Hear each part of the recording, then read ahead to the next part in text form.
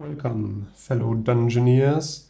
We are back down in level 3 in the crypt, playing 2d6 dungeon. Last time we've made a start on this level and actually gotten through quite a few rooms. And now I want to head into this big area here. We saw a lot of new monsters and leveled up to level 4. And I am itching to try out our new maneuver, the swooping spin. But first we'll have to find a room to do so. So the skull chamber that we were just in just has archways leading off of it. So we'll just go to the right here and roll up a room. 2 by 1. That's a corridor. Let's roll for doors. It would suck if this was a dead end, just because I made the shape of the floor in such a funky way. I think if it's a 1, I will rule it to have 1 door leading onwards from it. But it has 1 door anyways. Yeah, so as with any house rule, like my funky dungeon shape, it probably requires more house rules at some point because it makes the game a bit wonky. But you know, these types of games, that's the beauty with solo games, you can play them the way you want. If you don't like something about them, just change it a bit, change it up. So let's look into a new room right through the corridor, a 4 by 5. Now we haven't had any success with large rooms on this floor yet, which has 1 door leading off from it. Where to put that? I think down here. Would have really liked at least another door. Yeah, so I don't know if I'm gonna do this kind of floor layout again on the next floor, or if I just go back to the rectangle. So far this is annoying me and causing us to have a lot of dead space down here that'll probably never get explored. But first of all, let's roll for our room number 6, a 2 and a 3, which is a coffin room, which is not unique, but it's got wooden doors. This musty space is filled with wooden coffins. Some are smashed, all is silent. Now, if this is anything like the urn room, we might be able to search them. Yep. So we can search them, roll a d6, on a 1 and a 2, a zombie rises up. On a 3 and a 4 you find nothing, and on a 5 and a 6 we roll on some sort of table. Yeah, so because the zombie was fine last time and gave us some nice loot, especially because he only has 1 shift, I'm not that scared of him. So let's roll to search the coffins. So, but let's just hope we don't have to fight at all. Just hope for a 5 or a 6. That's a 5 indeed. So roll on SLT1. Now I have no idea what SLT1 is or what that abbreviation might stand for. The sarcophagus loot table 1. Okay. That's an 8. Laying along the base is an old cloak, and stuffed inside are some Cathoto spines. Okay, I expected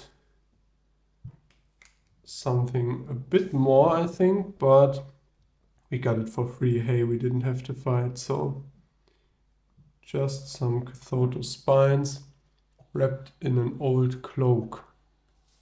I don't think we'll take the cloak, don't think we can use that for anything. I mean, might be able to use it as maybe kindling if we want to start a fire or something, but I think that's fine. So let's just continue. See if the wooden door is locked. It is not. See what room is behind here. It's a small room, okay. 3 by 2. Put it down there with a door going up, I'll say. So obviously I'm really hoping to get maybe a nice large room here to finish off this wing of the dungeon, sort of. But you never know. So we have to roll on the small rooms table for the second time on this floor. For the second time on this whole playthrough, actually, I think. So the level 3 small rooms. An 8. A stone slab. One of the exits here, if any, is blocked by a stone slab. Randomly establish which one, and it's unique. So 7 stone slab. And now a stone slab is a special kind of door, which I think is very hard to get through, which is annoying because it's in the area of the dungeon where I was hoping to find some nice big rooms. So stone slab looks like this.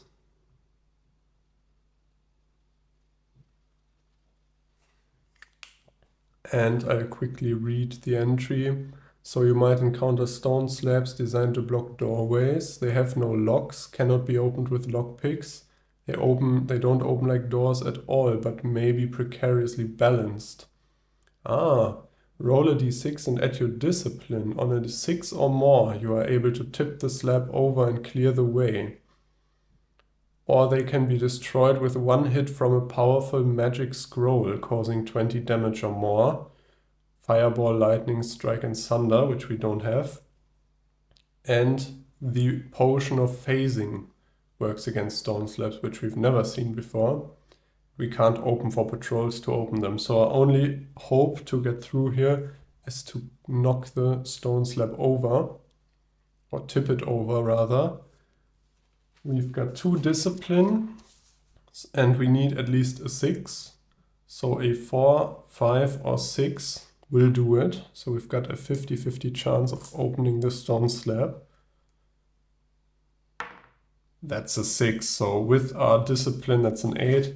So let's just boost that stone slab with a little flick out of its border and have it fly across the room. Now, okay, I'm joking, but it's easy to tip over for us. See what's behind here. A 3 by 1 corridor. Not what I'm hoping for. With no more doors. Okay, so this is a dead end. And I think, as I said, because I made this dungeon layout so weird, I will give us one last attempt at finding an actual room here, because otherwise this would block off a lot of dead space, or create a lot of dead space that we would usually have access to otherwise. So yeah, as I said before here, if I get a bad dead end here, I'll overrule it. But if now this next room is a dead end as well, we'll just stick with it, and it wasn't meant to be. So let's look in there. 5 by 1, another corridor. Great stuff. And it's got 1 door. Let's have that going up like that. So we're finding lots of corridors here, but nothing too interesting. Keep on moving. A 5 by 3. Now that's a room. And doesn't quite fit. Oh, I shouldn't draw it in before rolling the doors. 2 doors.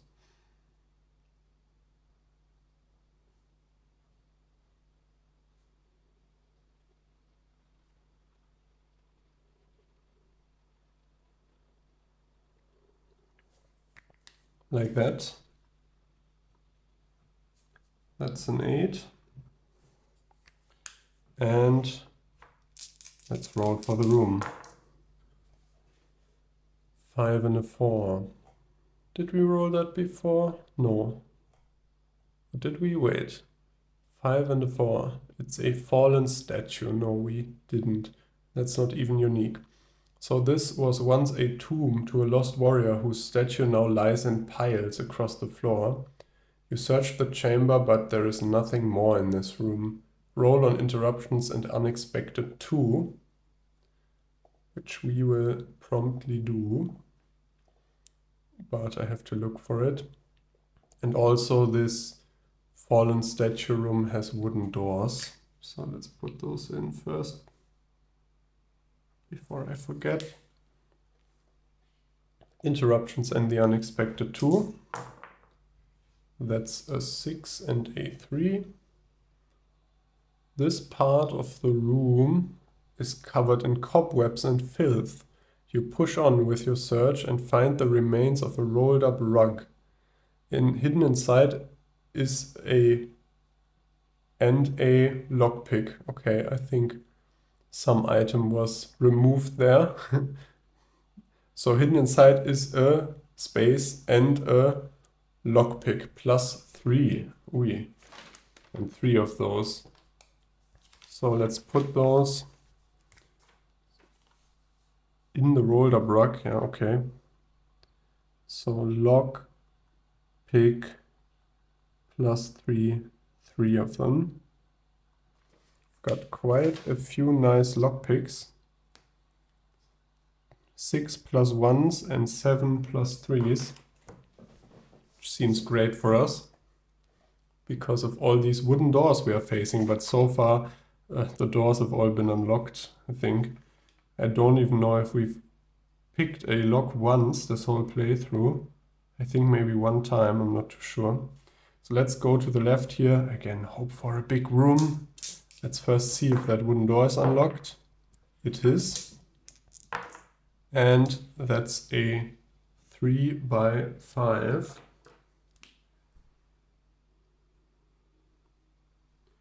Which will be a 4 by 3 instead.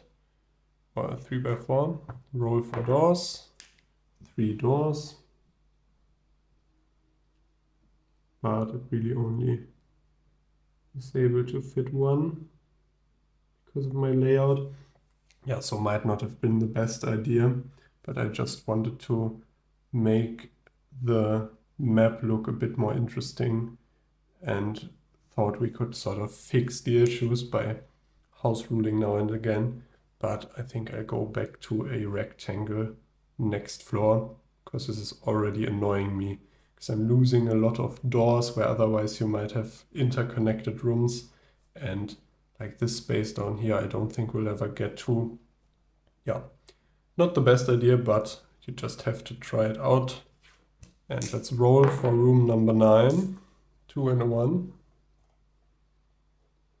That's a cold crypt, which has wooden doors as well. This room feels colder. A coffin stands to one side. A white ambience creeps into the space. You must face a ghost. If you survive, you can search the coffin, which will allow us to roll on that sarcophagus loot table again. So a ghost. Can we even hit a ghost with our longsword? So I am guessing this is at least a level 2 enemy.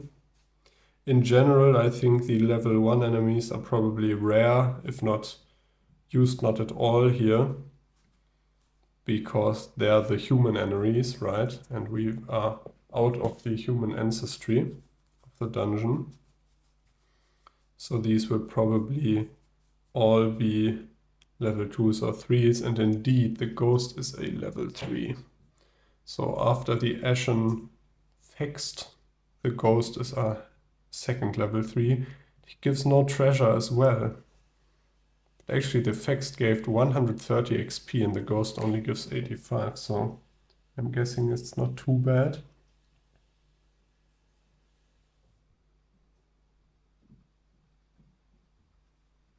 Damn, but that's a lot of HP. So he's got 15 HP. And let's have a look at the interrupts. Oh, again, the ghost was in the glare there. Yeah, so that static fusion on primary 2s and 3s will instantly be hitting our swooping spin, taking it down by 2 damage, so it'll be d6 plus 2. And the phased arm on secondary 6s doesn't concern us. So both of our attacks just do d6 plus 2, but I'm not complaining, that's like 2 heavy slashes. So he's got 2 shift, I don't like seeing that.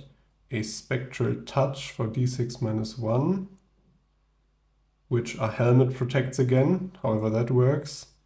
And a cold blast, which our padded tunic protects again. That makes a lot of sense. If we've got such a nice padded tunic, I don't think we'll be getting cold anytime soon. But that helmet against the spectral touch, I don't know. We'll take it. Let's attack him. I don't think, looking at this, that we should use the finesse potion for now, because we just got a new maneuver as well. Could throw the throwing axe, but then again, I think throwing weapons against ghosts don't make a lot of sense. I'm suspicious on the longsword already, so I just attack normally. 3 and a 1, which will be a 3 and a 2. This is so nice to not be doing d6 there, but d6 plus 4. Or in that case, d6 plus 2, but still. Okay. Still 3 damage. Couldn't hide my disappointment there. But yeah, I really want to hit that swooping spin with like a 6 or even a critical or exact strike and do like 10 or 12 damage in one hit. But that'll have to wait. So the ghost attacks us. 2 and a 4. With his 2 shift, he can turn that into the spectral touch. But not the cold blast, right? Yeah. d6 minus 1, but our nice helmet blocks 2 of those, so d6 minus 3. So that's actually not a lot at all. Well, he says and rolls a 6. But we're at 44, we're still sitting pretty. Let's attack back. 4 and a 3. Now that's 3 of our heavy slash, so no luck there. So it'll just have to be the thrust. No, swooping spin. I'm not used to our new maneuvers. Also, these are both d6 plus 2 against the ghost, so yeah. But this is a nice exercise to try to remember to go for the swooping spin. So now d6 plus 2. That's 6 damage. I like the sound of that. Ghost still has 6 left. And attacks us back with a 3 and a 2 himself, which doesn't do anything for him because he's 3 of his spectral touch. So round 3, no bonus shift yet. 3 and a 1, which will turn into a 3 and a 2. This is growing great. I'm loving this swooping spin already. And that's a 6, so 8 damage. So that would have been 10 without the interrupt, but that kills him in any case. Or double kills him, I guess. Really kills him for realsies this time. So 85 XP, putting us at 1099. So already 10% of the way to level 50. No treasure from him. Boring. But I think we can search the coffin, right? Yeah, so we roll on SLT1, which I closed in the meantime again, so I'll have to quickly look for it. And let's hope for something better than just Cathotus spines this time. Nope, that sounds bad. So there are some withered rags and dusty cobwebs. There's nothing here. Okay. Well, still, we got the XP. Though I'd rather be fighting those zombies that allow us to search the body and gain 22 gold.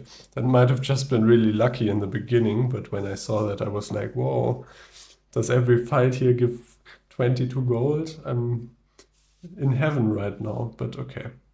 Let's continue through that door.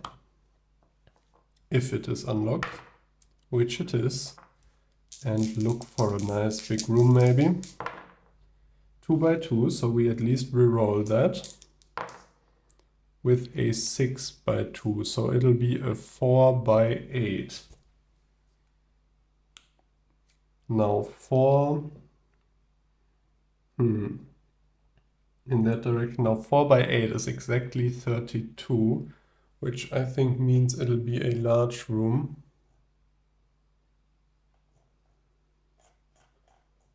I keep forgetting what the, 32 squares, what the exact number is.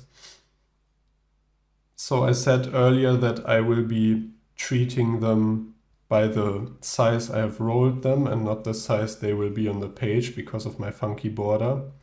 Because if this little inset area here wouldn't be there, there would be enough space, but like this there isn't.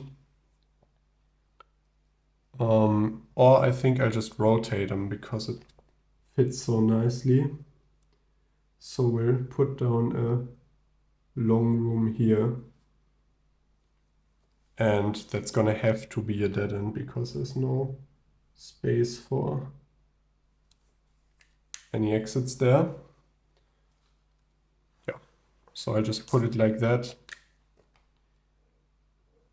Kind of makes up for our weird empty space down here, I think.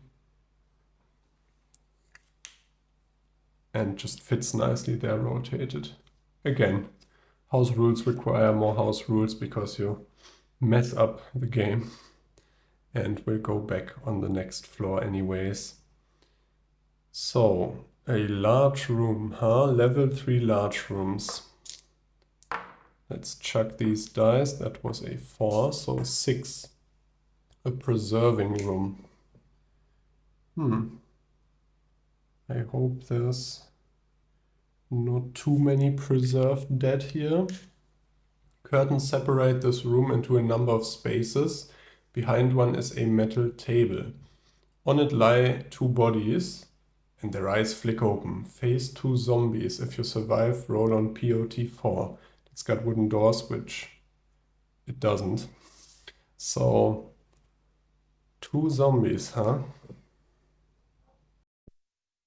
Yeah, so I double checked there, but the important thing with the fearful momentum for double combats, which was the bonus if you kill an enemy in the first round, is it just says here you need to kill the creature in the first round of combat. So I think you're using a combination of maybe a throwing weapon and a normal attack still counts. You don't have to use your first attack. And that would give +2 shift for combat round 2. Now, the reason I am looking all that up is I'm thinking about throwing the throwing axe and then attacking one of the zombies and hoping for an instant kill. Now I gotta see here. He's got that lifeless corpse ability, both of them do, which means luckily, oh no, a swooping spin is debuffed by 1. So d6 plus 3, which is 9 at most. The throwing axe will be doing 9 damage, might decrease by 1. So 8 or 9 damage, definitely. Yeah, I think we should give that a shot. Let's do it. So this is obviously a very high chance to lose the throwing axe because he's got a 50-50 chance of blocking it, which will lose us the throwing axe, as I said. But I think this is a nice opportunity. Or we could just use a +2 shift. That seems maybe worth even more. because it is a 2 enemy combat. Yeah, maybe let's try that. Sorry, I'm reconsidering here, but let's use the throwing axe against one big enemy if we ever fight one, and use a finesse potion here, because that gives us the +2 bonus as well. Although that loses us 1 attack, so we have to tank 2 from the zombies. Okay, I think I'm happy with that.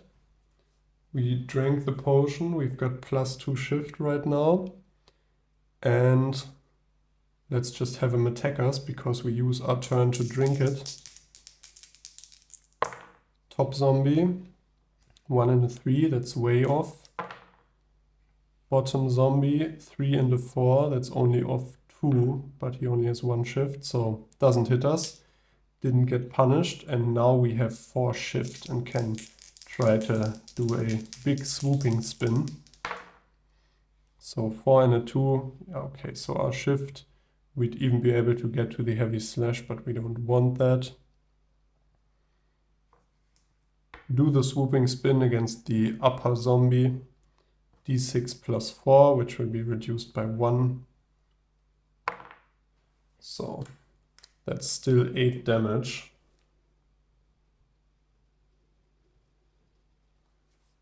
Yeah, so I think we might have been, and if we rolled exactly that, we would have been, but I think we had good chances of killing the zombie in the first round if we used the throwing axe, but this seems fine as well. Let's have him attack us.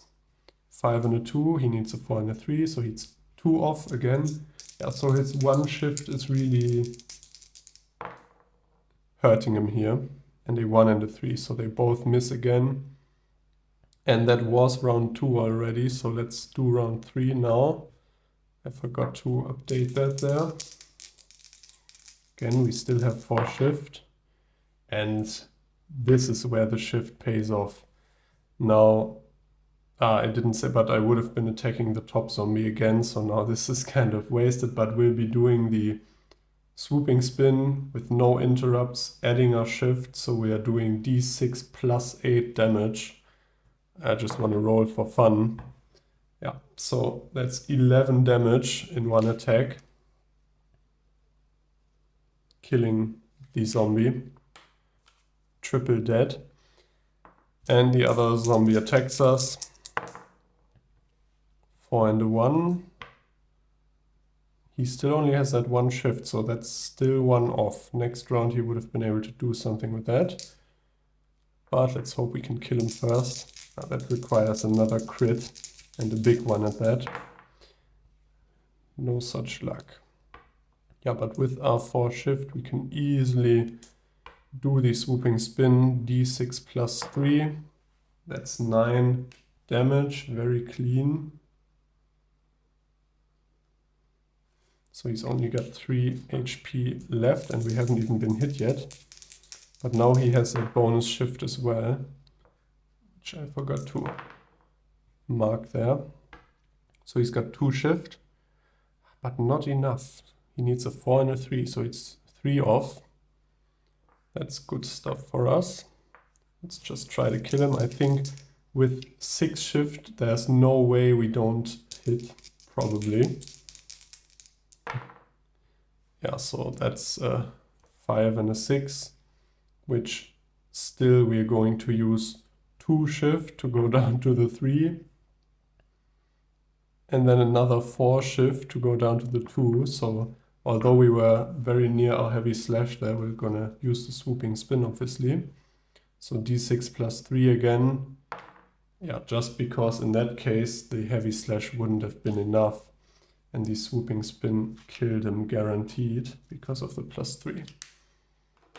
So we gain 38 XP twice.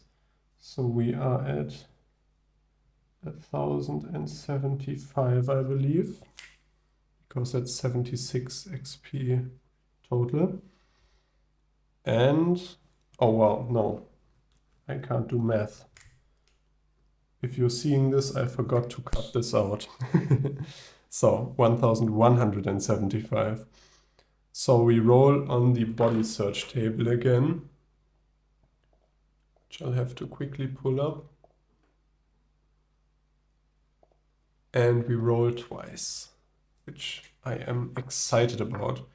I would take another 44 gold coins. Okay, first zombie, a 6. Attached to a belt is a wallet. Inside you find some Maleko leaves. Usually wallet means money, but not in that case. So Maleko leaves. I'm guessing the wallet doesn't count as a pouch. Second zombie, a 3. The body bursts into flames, destroying any loot. There is dark magic here. Okay, but we didn't take any damage at least. So that's a preserving room. If we survive, we roll on potion 4.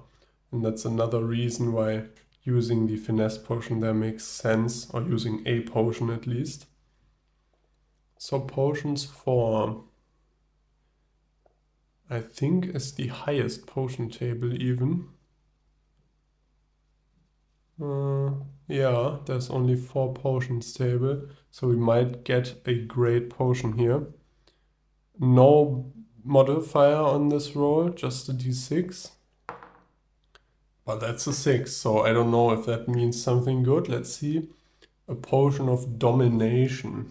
Turns out it's not that exciting, it just gives +2 discipline for 1 dungeon level, which is fine, I guess. I'd rather have the finesse, but it helped us in this fight, certainly.